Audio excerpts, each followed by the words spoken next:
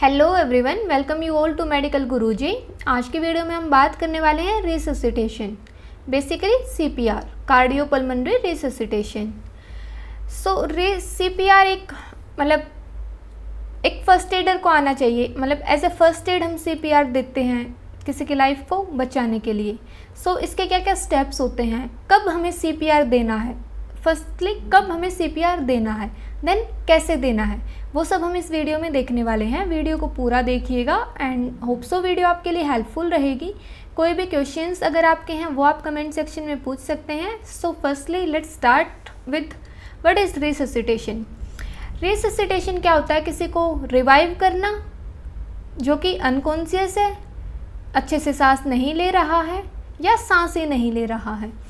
Reviving someone who is unconscious और not breathing normally, या तो सांस ले ही नहीं रहा है या नॉर्मली नहीं ले रहा है, is called resuscitation. So if victim is not breathing और not breathing normally and source of suffocation should be removed, then resuscitation should be started. किस वजह से सांस नहीं आ रही है उसको जब रिमूव करेंगे तो रिससिटेशन स्टार्ट करेंगे, क्योंकि अगर बैरियर नहीं हटा तो रिससिटेशन स्टार्ट करने के बाद भी इफेक्टिव नहीं होगा, वो उसका इफेक्ट हमें देखने को नहीं मिलेगा।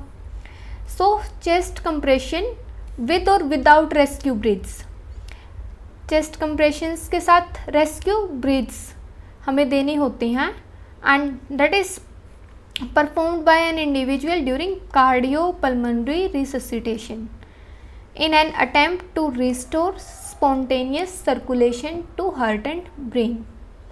So resuscitation क्या है, किसी को रिवाइव करना जो कि अनकॉन्शियस स्टेट में है एंड उसकी ब्रीदिंग नहीं है, और रिवाइव करने के लिए जो भी सफोकेशन का सोर्स है उसको रिमूव करना पड़ेगा।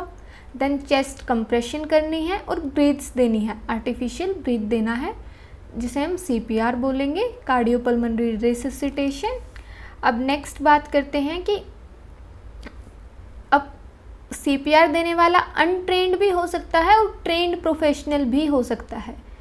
सो अगर अनट्रेंड है और मिनिमली ट्रेंड फर्स्ट एडर है वो सीपीआर अगर दे रहा है तो वो सिर्फ कंप्रेशंस भी दे सकता है, ओनली कंप्रेशंस, क्योंकि जो ब्रीदिंग है उसके लिए एक प्रॉपर पोजीशन में नेक एंड हेड को सेट करना होता है so that proper breath patient जा पाए।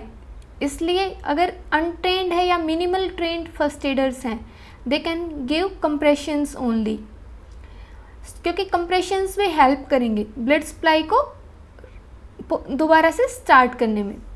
For formally trend first aiders treating an adult victim with compression and breaths, definitely जो ट्रेंड है या मेडिकल प्रोफेशनल्स हैं उनको पोजीशंस का पता है एंड किस तरीके से प्रॉपर सीपीआर देना है वो अच्छे से पता है, तो they can do it better way.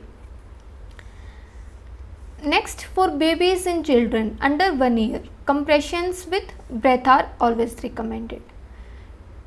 Next बात करते हैं कि what do I see and enquire as a first aider, क्या क्या देखना है और कब सीपीआर देना है। अगर कार्डियक अरेस्ट की सिचुएशन है तो क्या क्या साइंस हमें देखने को मिलेंगे। सडन कोलैप्स होगा, loss of consciousness, no breathing and no pulse. अब अगर कोई नॉर्मल कोई कॉमन मैन है तो वो पल्स ज़रूरी नहीं है वो फील कर पाए, पल्स फील करना इतना इजी भी नहीं है, बट कोई मेडिकल प्रोफेशनल अगर है तो वो इजीली फील कर सकता है। और एक जगह पे अगर नॉर्मली क्या रिस्ट के पल्स हम फील करते हैं, बट रिस्ट के पल्स अगर हमें फील नहीं हो रही है then other sides are also there. Then how to observe responsiveness and consciousness, कैसे पता चलेगा कि जो सफ़रर है वो कॉन्शियस है या नहीं। सो इसके लिए एक स्केल होता है AVPU, alert, voice, pain and unresponsiveness, इससे हम चेक करते हैं। So eye opening, verbal and movement, ये सब हम देखते हैं और फिर पता लग जाता है कि जो पेशेंट है वो अनकॉन्शियस है। लाइक पेशेंट की रिस्पॉन्सिवनेस चेक करने के लिए हमें क्या क्या करना है, हम आवाज़ देंगे, पेशेंट हु लुक अराउंड जो बोलेगा, रिस्पॉन्ड कर रहा है क्वेश्चंस को, टच को फील कर रहा है, तो वो कंसिडर्ड अलर्ट, उसको हम अलर्ट कंसिडर करेंगे। The person open his eyes, वो सिर्फ अगर आइज़ ही ओपन कर रहा है, लाइक हमने पूछा what is your name, where do you live, how old you are, तो मतलब वॉइस के लिए पेशेंट रिस्पॉन्ड कर रहा है। लाइक पेशेंट को हमने बोला squeeze my hand, move your arm, leg, foot, hand, तो उसका मतलब है कि वो वॉइस के लिए रिस्पॉन्सिव है। नेक्स्ट, हमने आवाज़ दी, पेशेंट ने आइज़ भी ओपन नहीं की, तो हमने पेशेंट को पिंच किया। पिंच करने से अगर उसने आइज़ ओपन की तो इसका मतलब है कि पर्सन ने रिस्पॉन्ड किया पेन को, और अगर नहीं की तो पेन को भी रिस्पॉन्ड नहीं किया। If the person does not react to any of this stimuli then it is considered as unconscious state. मतलब जो भी हमने स्टिमुलस दिया, साउंड का, टच का, पेन का, तो उस पर अगर पेशेंट ने कैसे भी रिएक्ट नहीं किया तो हम पेशेंट को अनकॉन्शियस कंसिडर करेंगे। How to observe the breathing, breathing को कैसे ऑब्जर्व करना है। अब जो एयरवे है वो नैरो और ब्लॉक हो सकता है, और ब्रीदिंग जो है वो नॉइजी हो सकती है, या फिर ब्रीदिंग है ही नहीं, ऐसा हो सकता है। सो ब्लॉकेज के क्या रीजंस हैं।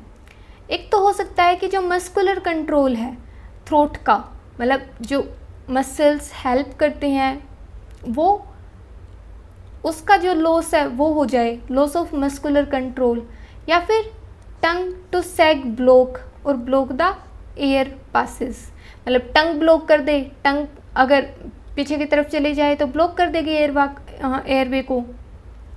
रिफ्लेक्सेस अगर इम्पेयर्ड हो जाएं, या फिर सलाइवा इकट्ठा हो जाए, वो भी ब्लॉक कर सकता है थ्रोट को। कोई फॉरेन बॉडी अगर थ्रोट में है, या फिर लाइक वोमिटिंग ब्लड, या डेंचर्स, नकली दांत अगर हैं तो वो भी ब्लॉक कर सकते हैं।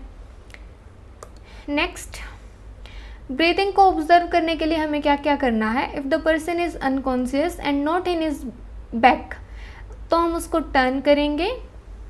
देन जो lift the chin forward with index and middle finger of one hand while pressing the forehead backward with the palm of the other hand, जैसे इस पिक्चर में दिखाया गया है। इस चिन को हमें ऐसे ऊपर की तरफ मतलब बैकवर्ड करना है, तो इससे क्या होगा कि जो एयरवे है वो ओपन हो जाएगा। Next, observe breathing by listening, feeling और लुकिंग, मतलब एब्डोमेन और चेस्ट का हम राइज अप देख सकते हैं, एंड फील कर सकते हैं कि नोज़ के आगे फिंगर्स अगर लगाएंगे तो एयर इन आउट हो रही है, वो फील हो सकता है। After opening the victim airway, check to see if the victim is breathing और नॉट। टू डू दिस हमने क्या करना है कि जो विक्टिम का माउथ है, मतलब जो विक्टिम का माउथ है उसके पास ऐसे मतलब गर्दन टेढ़ी करके और एयर के लिए भी देखना है, और उसके चेस्ट में मूवमेंट है या नहीं वो भी देखना है। और हम चेस्ट पे हाथ रख के फील भी कर सकते हैं कि मूवमेंट है या नहीं है। लुक फॉर चेस्ट और abdominal movement, listen to breathing sounds, feel the air coming out of nose और mouth. Next, in the first minute of after cardiac arrest, it often appears if the person is trying to breathe. It can appear if person is barely breathing or taking infrequent या noisy gaps. Not to confuse, then you should start resuscitation immediately. मतलब ये सब करने में हमने time नहीं लगाना है, बहुत जल्दी असेस करना है, और अगर हमें लग रहा है कि ब्रीदिंग नहीं है तो उसको कंफर्म नहीं करना और रिससिटेशन स्टार्ट कर देना है। How to observe the pulse. Breathing observe कर ली हमने, अब पल्स को ऑब्जर्व अगर करना है, पल्स हमेशा इजीली मिलते नहीं हैं, सो मतलब टाइम वेस्ट नहीं करना। एक तो पल्स को लोकेट करने के लिए अगर मिल जाती है तो ठीक है, नहीं तो हम डायरेक्ट जो करंट गाइडलाइंस हैं वो हैं कि ब्रीदिंग को देखा, और अगर ब्रीदिंग नॉर्मली नहीं है या है ही नहीं तो रिससिटेशन स्टार्ट कर देना है, सीपीआर स्टार्ट कर देना है।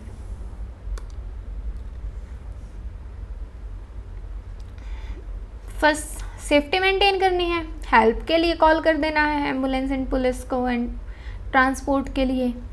ओपन एयरवे सिक्योर करना है, head lift tilt chain lift method को अप्लाई करके या जा थ्रस्ट जो मैन्यूवर है उसको अप्लाई करना है। और एयरवे ओपन होने के बाद ब्रीदिंग स्टार्ट करनी है। बट अगर फिर भी अगर पेशेंट ब्रीथ नहीं कर रहा है, मतलब एयरवे ओपन कर दिया और फिर भी ब्रीदिंग स्टार्ट नहीं हुई है, तो start CPR immediately, cardiopulmonary resuscitation.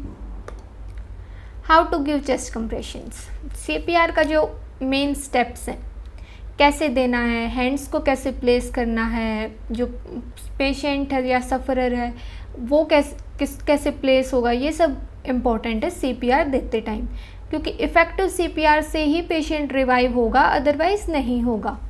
So firstly जो पेशेंट है उसको उसकी बैक पे हार्ड सरफेस पे लाई करवाना है। देन जो हील है वन हैंड की वो centre of the chest, sternum जिसको हम ब्रेस्ट बोन रखते हैं उस पर रखना है। जो दूसरा हाथ है उसका अपने हाथ पे रखना है और फिंगर्स को इंटरलॉक करना है। Next, lock your fingers of both hands together and firstly non dominant hand रखना है, उसके बाद डोमिनेंट हैंड रखना है। Make your shoulders directly above the person chest. मतलब ये पोजीशन कैसे करनी है, it is important like this. हाथ स्ट्रेट होने चाहिए, अदरवाइज़ ये इफ़ेक्टिव नहीं होगा। अगर इसकी बात करें तो इसमें जो कंप्रेशंस हैं वो होंगे ही नहीं जितने की ज़रूरत है। So this one is okay.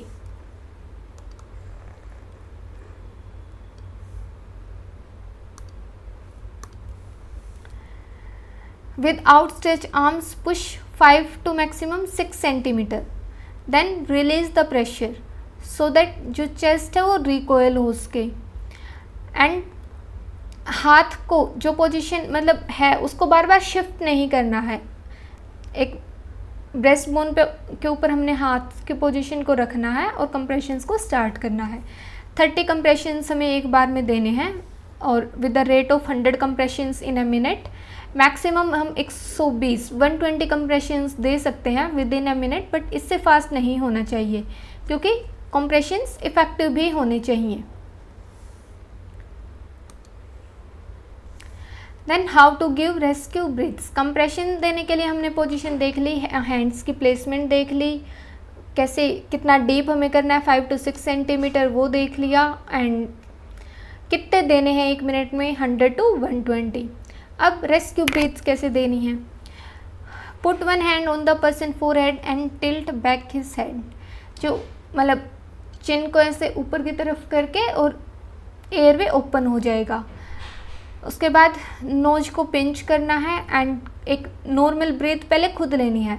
Then mouth से कम्प्लीटली जो पेशेंट है उसके माउथ को कवर करना है, एक सील क्रिएट करना है around the lips and then breath देना है। और चेक करना है कि जो पर्सन है उसकी चेस्ट राइज हुई या नहीं हुई। अगर चेस्ट राइज नहीं होती है तो जो भी कोई विजिबल आइटम अगर एयरवे में है उसको रिमूव करना है और देन हेड को टिल्ट एंड चिन को लिफ्ट करना है।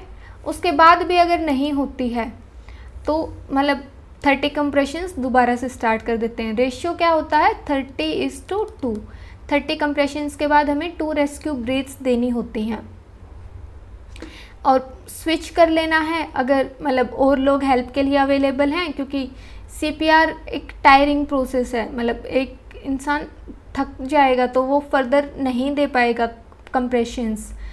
So quality of CPR chest compressions better रहे उसके लिए स्विच कर लेना है इन एवरी 2 मिनट्स। एंड जो अब ऐसा भी नहीं है कि स्विचिंग में ही टाइम वेस्ट करना है, नहीं, enough rescue compressions and breaths देने के बाद स्विच करना है with minimal interruptions and as quickly as possible. So 30:2 का रेशियो होता है। लाइक इस पिक्चर में देखिएगा कैसे ये रेस्क्यू ब्रीथ दिखाया गया, कैसे देना है। पहले पोजीशन एकदम रखना है कि जो एयरवे है वो ओपन हो और ब्रीथ प्रॉपरली अंदर तक जा पाए, उसके बाद ब्रीदिंग देनी है। नेक्स्ट, कब तक रिससिटेशन कंटिन्यू करना है? जब तक कि विक्टिम की जो मतलब वो अवेक ना हो जाए या मूव ना करे, ओपन ना करे आइज़ को और ब्रीदिंग स्टार्ट ना कर दे नॉर्मली। और जब भी कोई ट्रेंड मेडिकल प्रोफेशनल्स आ जाते हैं और वो टेक ओवर कर लेते हैं, and if the first aider become too exhausted और the area become unsafe for you, these all are the things which should be taken care. And when to refer to a healthcare facility? Always urgently. If the person is get arrest, then it should always refer to an healthcare facility. अगर breathing stop हो गई है तो हमें ambulance को call करना ही करना है। जब तक हेल्प अवेलेबल नहीं हो जाती है तब तक हम सीपीआर देंगे। होप सो वीडियो आपके लिए हेल्पफुल रही होगी। आपके कोई भी क्वेश्चंस अगर हैं वो आप कमेंट सेक्शन में पूछ सकते हैं। For more keep watching medical Guruji, share and subscribe our channel. Thank you.